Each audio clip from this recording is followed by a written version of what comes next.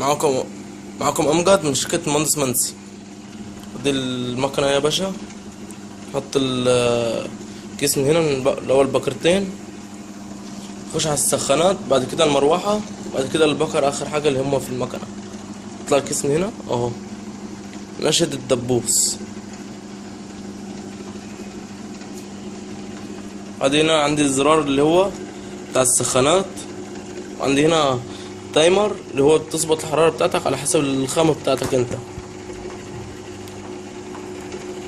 وعندي هنا زرار اللي هو المروحة. طبعا هنا في مروحة اهي هو، وادي سرعة السير من هنا. طبعا المكنة دي اللي احنا شغالين عليها، يعني ان احنا موقفين السير بتاعها بس مؤقتا يعني. وعندي هنا الزرار اللي هو الباور اللي هو بتاع المكنة كله. قدما لكم من شركة مهندس منسي الصناعات الهندسية والتعبئة والتغليف الحديث، فرع حدائق القبة.